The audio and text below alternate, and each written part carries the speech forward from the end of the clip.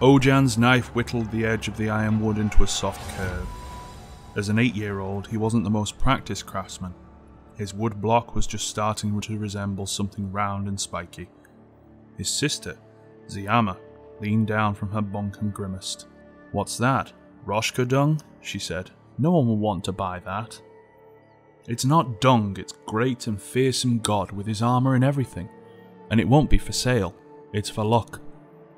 "We're traders, little brother," she said. "Everything here is for sale." The caravan clinked and clanged as it rolled over the dunes. Every space from floor to ceiling was packed tightly with jars of spices, leaving just enough room for the family's narrow bunks.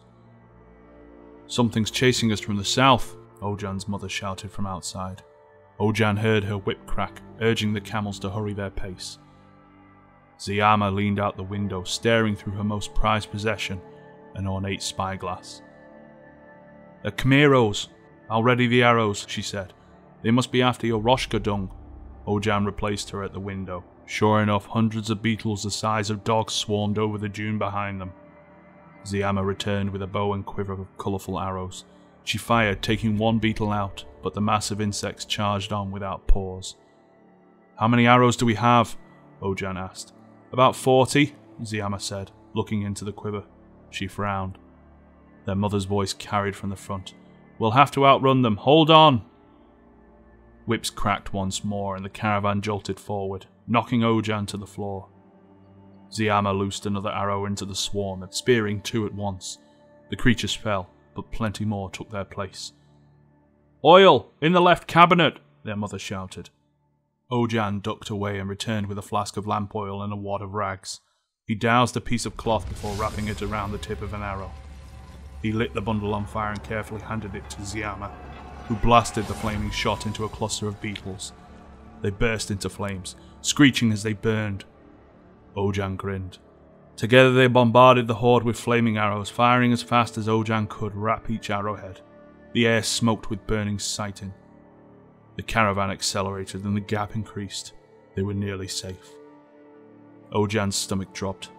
The Camaros spread glittering wings and rose to the skies as a unified black cloud. Ojan flinched as a heavy thud shook the cabin from above. More followed, and the wooden slats groaned under the weight of the oversized insects. "Hold on!" his mother shouted from the front as she veered them sharply left. Beetles tumbled from the roof, but Ojan heard a discordant scratching from above and knew more had landed. Pincers broke through the layered beams in the ceiling and an enormous beetle tumbled into the caravan.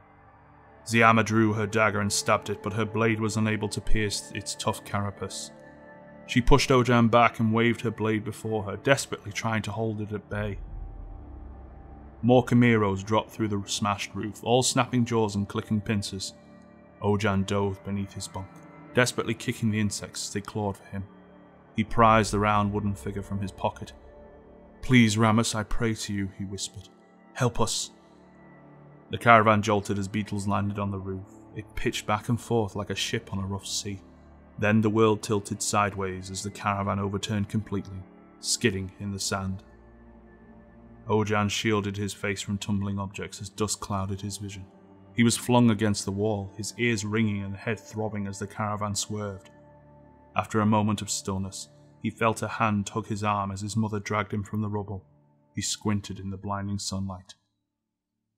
The family huddled in the wreckage of their caravan, coughing in the dusty air as the Camaros circled. A beetle charged forward and Ojan's mother stabbed it between its clicking jaws. She skewered another as it scrambled to bite her daughter, spilling rank yellow innards across the sand. A third beetle leapt from the top of the caravan and landed behind them. Ziama screamed as it seized her foot in its pincers. The beetles froze abruptly, halting their attack. They hunkered low to the ground, antennas flexing. In the silence, Ojan heard a distant whirring. He watched the western horizon as a sand cloud rushed toward them in a fury of dust. The family brandished their weapons in readiness to fight this new threat. A round armoured shape exploded from the flurry of sand and smashed into the nearest beetle with terrible force, crushing it to a pulp.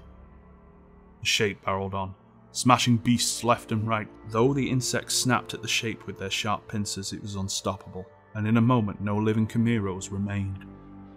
The dust began to settle one more, and Ojan glimpsed spiked armor jutting from the round shape ahead. "Is that?" Ziyama said. "Rammus!" Ojan shouted. He scrambled down the hill to meet his hero. The creature's shell was intricately patterned with spiral scales, and his claws were sharp as knives. He gnawed slowly on the hairy leg of a beetle, juice dripping from his mouth. Ojan and Ziyama gaped.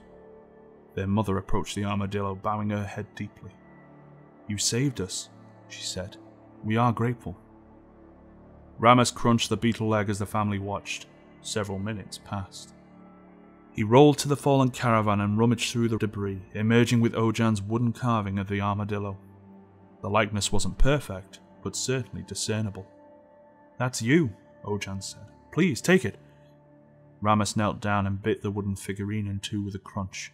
He turned and walked a few paces before spitting the pieces into the sand. Ziyama stifled a laugh.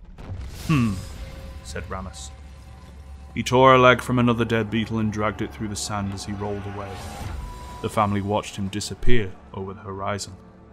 Ojan ran after Rammus to retrieve the broken pieces of the statue. He pocketed them and bowed. "For luck," he said.